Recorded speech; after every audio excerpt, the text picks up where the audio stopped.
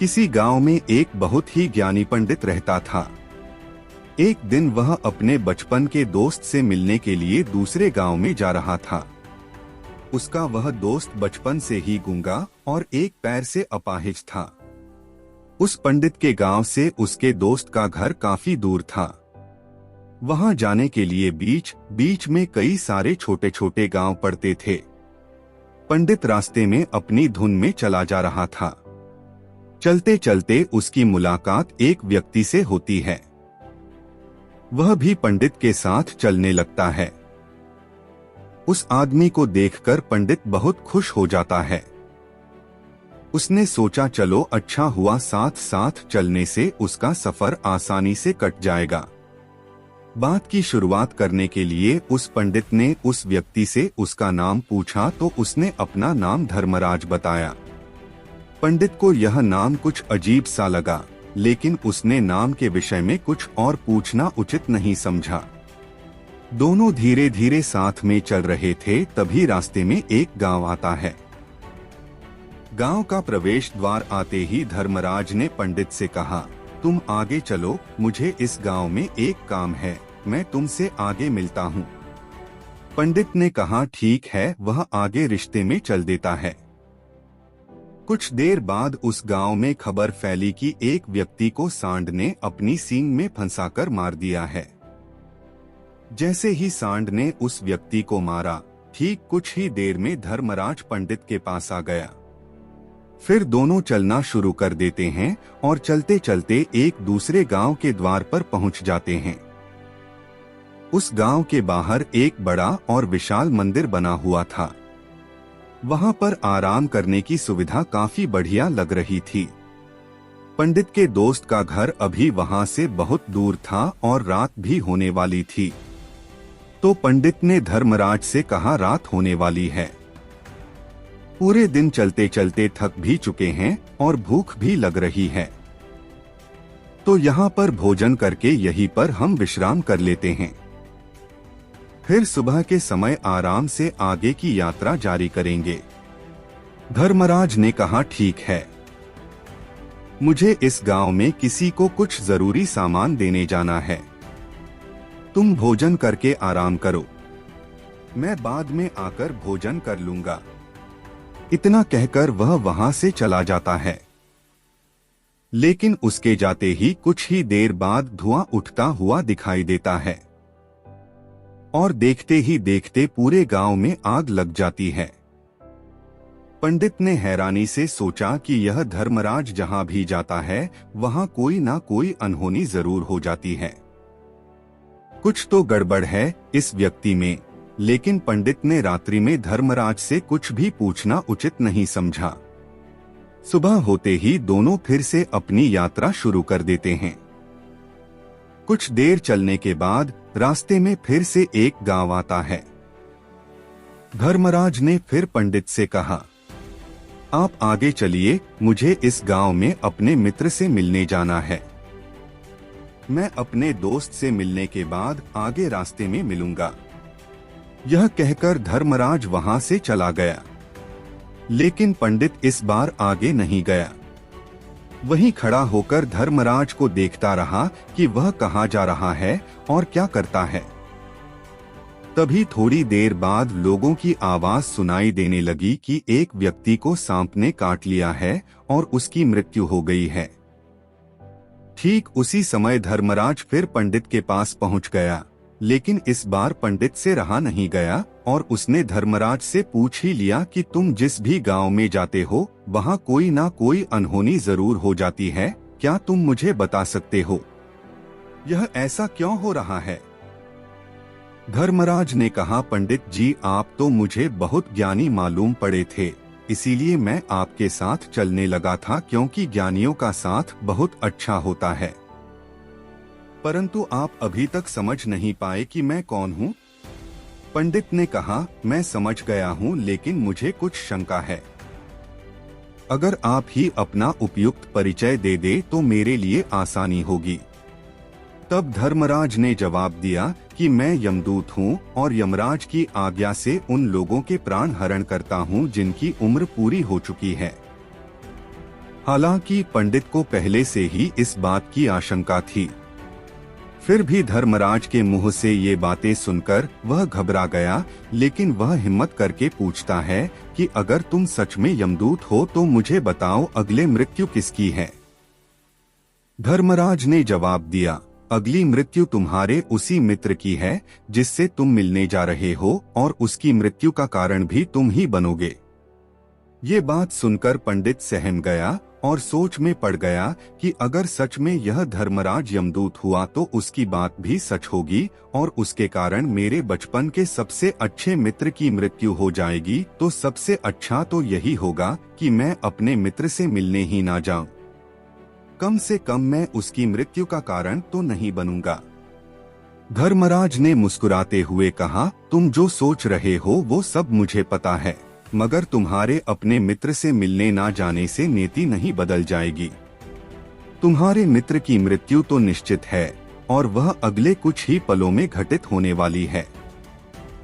महाकाल के मुंह से ऐसी बातें सुनकर पंडित को झटका लगा, क्योंकि महाकाल ने पंडित के मन की बातें पढ़ ली थी, जो कि एक सामान्य व्यक्ति के लिए संभव नहीं है।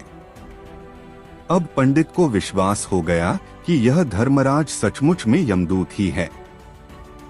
जब पंडित को यह पूर्ण विश्वास हो गया कि धर्मराज जी यमदूत है तो वह घबरा गया। वह अपने मित्र की मृत्यु का कारण नहीं बनना चाहता था, इसलिए वह पलटकर अपने गांव की तरफ वापस जाने लगा।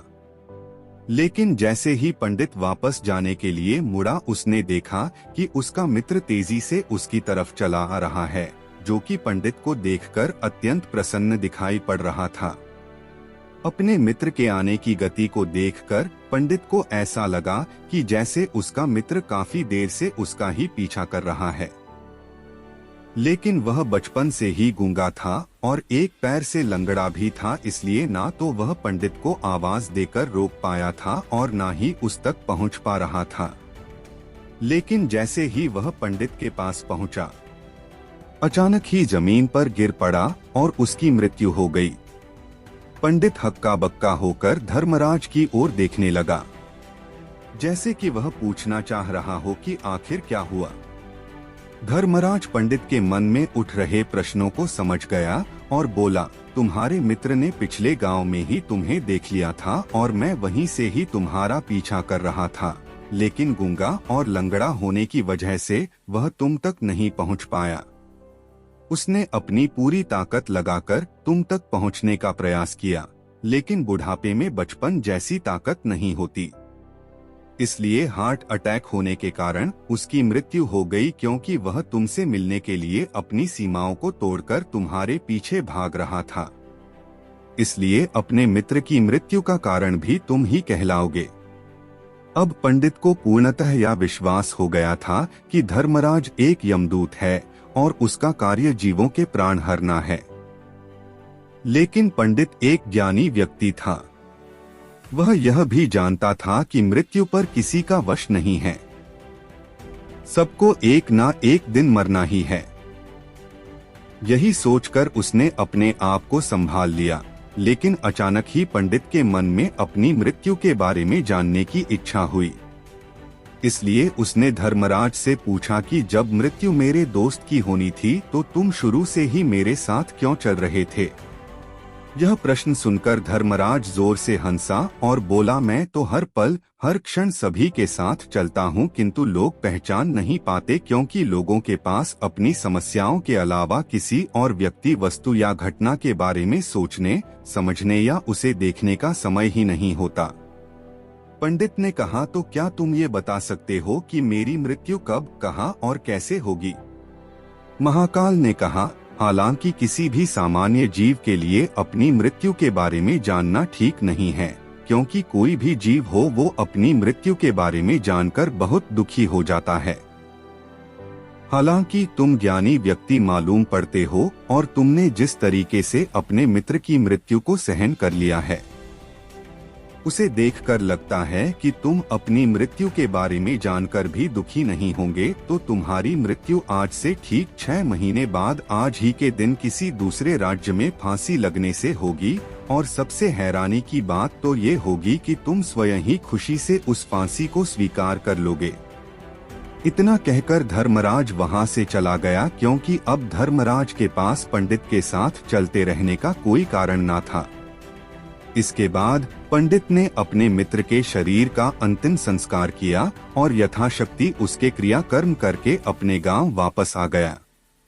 लेकिन कोई व्यक्ति कितना भी ज्ञानी क्यों ना हो, अपनी मृत्यु के बारे में जानकर दुखी तो होता ही है और मृत्यु से बचने का कोई ना कोई उपाय भी खोजता है। तो पंडित ने भी वही किया, क्योंकि पंडित विद्वान था, इसलिए उसकी पहचान उस राज्य के राजा तक थी।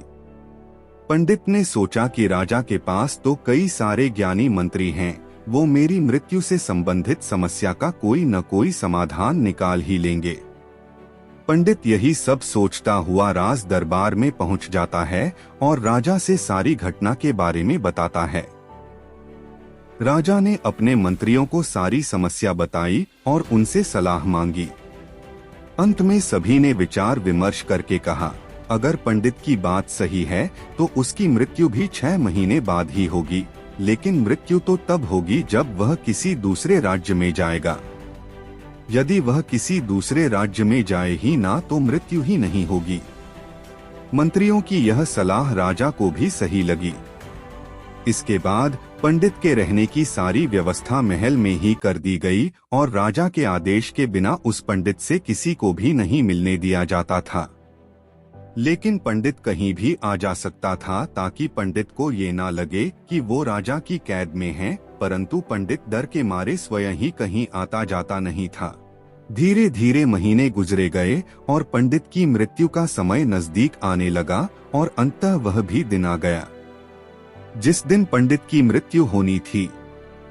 तो जिस दिन पंडित की मृत्यु होनी थी उसकी एक रात पहले पंडित डर के मारे जल्दी ही सो गया, ताकि जल्दी से वह रात बीत जाए और अगला दिन आ जाए ताकि मृत्यु टल सके। लेकिन पंडित को नींद में चलने की बीमारी थी और अपनी इस बीमारी के बारे में वह स्वयं ही नहीं जानता था। तो फिर राजा, मंत्री या किसी वैद्य को इसके बारे में बताने का कोई प्रश्न ही नहीं उठता। पंडित अपनी मृत्यु को लेकर बहुत चिंतित था। वह पिछले कई दिनों से ठीक है, सो भी नहीं पा रहा था और नींद में चलने की बीमारी भी तभी होती है जब व्यक्ति ठीक से सो नहीं पा रहा हो।